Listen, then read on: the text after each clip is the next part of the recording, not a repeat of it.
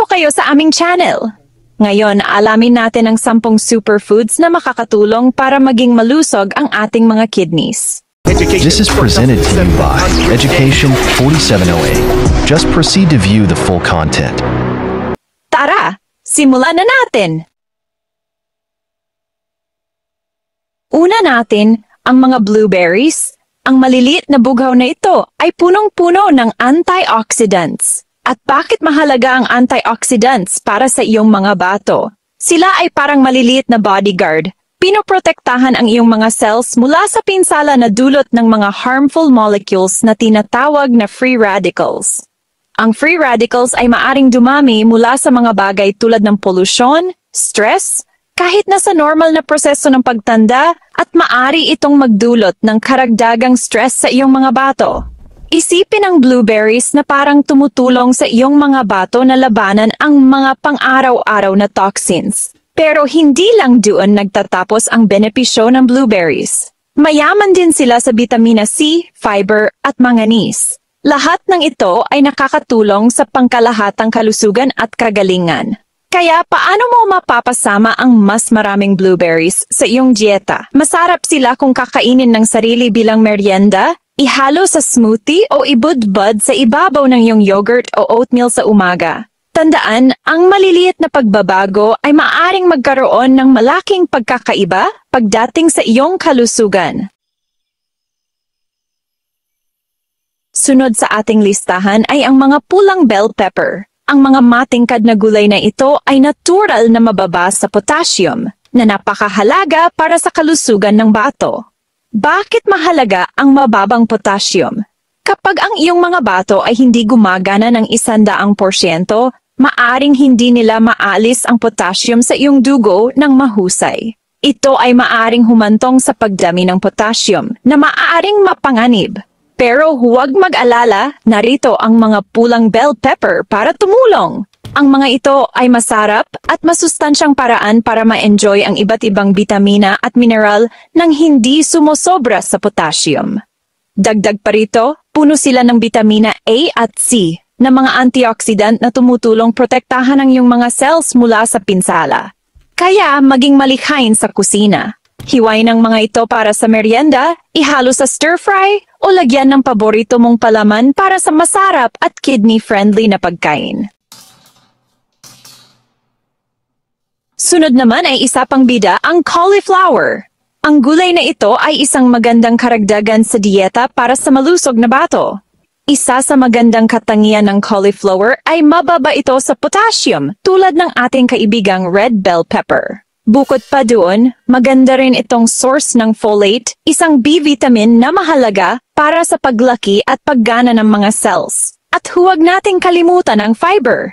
Ang cauliflower ay puno ng fiber na tumutulong sa maayos na panunaw at nakakatulong din sa pag-regulate ng blood sugar levels. Ngayon, baka iniisip mo, cauliflower? Medyo matabang. Pero maniwala ka, napakadaming pwedeng gawin dito. Pwede mo itong i-roast, i-steam, i-mash, gawaan pa ng cauliflower rice. Maging malikhain at subukan ng iba't ibang spices at flavors para mapaganda ito. Sunod naman ay ang paborito sa mga kusina sa buong mundo, bawang. Kilala ang mabangong butil na ito sa pagpapasarap ng lasa, pero alam niyo ba na mainam din ito para sa kalusugan ng bato? Ang bawang ay may taglay na allicin na mayroong anti-inflammatory properties. Ang pamamaga ay maaring magdulot ng stress sa iyong mga bato. Kaya ang anumang bagay na nakakatulong na mababawasan ang pamaga ay panalo para sa iyong mga bato. Isa pa, ang bawang ay natural na diuretic. Ibig sabihin ay nakakatulong itong maglabas ng sobrang tubig at toxin sa katawan. Makakatulong ito lalo na kung madalas kang magkaroon ng water retention o urinary tract infections. Kaya huwag mahiya sa bawang. Idagdag ito sa iyong mga paboritong sausawan, sabaw, nilaga, o kaya i-roast ang isang buong ulo ng bawang para sa masarap at malusog na pagkain. Natatandaan ninyo ba ang kasabihang, an apple a day keeps the doctor away? Aba, may dahilan kung bakit. Ang mga mansanas ay puno ng sustansya na makabubuti sa pangkalahatang kalusugan, kasama na ang iyong mga bato. Ang mga mansanas ay magandang pinagmumulan ng fiber na alam na nating mainam para sa panunaw at pagkontrol ng asukal sa dugo. Ngunit nagtataglay din sila ng isang uri ng fiber na tinatawag na pectin na napatunayang nakakatulong sa pagpapababa ng antas ng kolesterol. Ang mataas na kolesterol ay maaaring magdulot ng karagdagang stress sa iyong mga bato. Kaya anuman ang magagawa mo para mapanatili ang iyong kolesterol sa maayos na antas ay mabuti. Dagdag pa rito, ang mga mansanas ay magandang pinagmumulan ng bitamina C at potassium. Ngunit huwag mag-alala, ang taglay na potassium ng mansanas ay katamtaman lamang at hindi dapat maging problema para sa karamihan ng mga taong may problema sa bato. Kaya magsaya sa pagkain ng mansanas bilang merienda, idagdag ito sa iyong mga salad o i-bake ito para sa isang masustansyang panghimagas. Pag-usapan natin ang mga healthy fats. Ang olive oil, isang pangunahing sangkap sa Mediterranean diet, ay kilala sa benepisyo nito sa kalusugan ng puso. Pero isa rin itong magandang pagpipilian para sa kalusugan ng bato. Ang olive oil ay mayaman sa monounsaturated fatty acids na makakatulong sa pagpapababa ng bad cholesterol at pagbawas ng pamamaga. Tandaan, ang pamamaga ay maaaring makasira sa iyong mga bato. Kaya anuman ang magagawa mo upang labanan ang pamamaga ay isang hakbang sa tamang direksyon. Bukod pa rito, ang olive oil ay magandang pinagmumulan ng antioxidants na makakatulong na protektahan ang iyong mga cells mula sa pinsala. Gamitin ang olive oil bilang isang malusog na alternatibo sa butter o margarine. Ilagay ito sa mga salad o gamitin ito para igisa ang iyong mga paboritong gulay. Madalas nakakalimutan ng repolyo, pero ang simpleng gulay na ito ay puno ng nutrisyon, lalo na pagdating sa kalusugan ng bato. Una sa lahat, ang repolyo ay mababa sa potassium, na alam nating mahalaga para sa pangangalaga ng kalusugan ng bato. Pero ito rin ay magandang source ng vitamins K at C. Ang vitamin K ay mahalaga para sa pamumuo ng dugo, habang ang vitamin C ay isang malakas na antioxidant na tumutulong protektahan ang iyong mga cells mula sa pagkasira. Ang repolyo ay isa ring magandang source ng fiber na tumutulong sa digestion at makakatulong din sa pag-regulate ng blood sugar levels. Kaya, huwag maliitin ang kakayahan ng repolyo. Ilagay ito sa mga stir-fries, sopas, o subukan mo ring gumawa ng sarili mong sauerkraut para sa isang pagkaing mayaman sa probiotic. Mga cranberry, higit pa sa isang sarsa. Madalas iniugnay ang mga cranberry sa hapunan ng Thanksgiving, ngunit ang maliliit at maasim na berry na ito ay nararapat na maging bahagi ng iyong dieta sa buong taon, lalo na kung gusto mong pangalagaan ang kalusugan ng iyong bato. Kilala ang mga cranberry sa kakayahan nitong makatulong na maiwasan ang mga impeksyon sa urinary tract o UTI.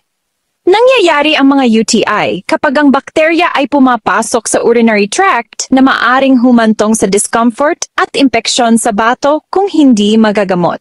Ang mga cranberry ay nagtataglay ng mga compound na makakatulong upang maiwasan ang pagdikit ng bakterya sa mga dingding ng urinary tract, kaya't nahihirapan ang mga impeksyon na kumapit. Tangkilikin ang mga cranberry na pinatuyo, ginawang juice o sariwa. Mag-ingat lamang sa dagdag na asukal sa mga cranberry juice cocktail. Isda para sa malusog na bato. Alamin natin ang tungkol sa omega-3 fatty acids. Ang mga isdang matataba tulad ng salmon, tuna, mackerel at sardinas ay magagandang pinagkukunan ng mga healthy fats na ito na mahalaga para sa pangkalahatang kalusugan kasama na ang kalusugan ng bato. Ang omega-3s ay mayroong malakas na anti-inflammatory properties na makakatulong protektahan ang iyong mga bato mula sa pagkasira. Makakatulong din ito na mapababa ang presyon ng dugo na mahalaga para mapanatili ang kalusugan ng bato. Sikaping isama ang kahit 2 serving ng matatabang isda sa iyong pagkain bawat linggo para makuha ang mga benepisyo nito para sa kalusugan ng bato. Mga sibuyas, dagdagan ng sarap at sustansya. At panghuli, Pero hindi patapon ang mga sibuyas. Ang mga mababangong bombilyang ito ay sangkap sa mga kusina sa buong mundo at may magandang dahilan. Nagdadagdag sila ng maraming lasa sa mga lutuin pero puno rin sila ng mga sustansya na makabubuti sa iyong mga bato. Ang mga sibuyas ay mababa sa potassium at mataas sa antioxidants na makakatulong na protektahan ang iyong mga cells mula sa pinsala. Naglalaman din sila ng isang compound na tinatawag na quercetin na may mga anti-inflammatory properties. Kaya, huwag matakot na magdagdag ng mga sibuyas sa iyong mga paboritong lutuin. Ang mga ito ay napaka-versatile at maaring kainin ng hilaw, luto, o kahit na adobo. Ingatan ang iyong mga bato. Ayan na, 10 superfoods na makakatulong para maging malusog ang iyong mga bato. Tandaan, ang pag-aalaga ng iyong mga bato ay mahalaga para sa iyong pangkalahatang kalusugan. Sa pamamagitan ng pagsasama ng mga masusustansyang pagkain na ito sa iyong dieta, binibigyan mo ang iyong katawan ng mga kailangan nito para masuportahan ang mahalagang organ na ito. Gaya ng dati, mahalagang makipag-usap sa iyong doktor o isang rehistradong dietitian bago gumawa ng anumang malalaking pagbabago sa iyong kinakain, lalo na kung mayroon kang anumang karamdaman. Salamat sa panood. Huwag kalimutang mag-like, mag-comment at mag-subscribe para sa iba pang mga tip at impormasyon tungkol sa kalusugan. Manatiling malusog.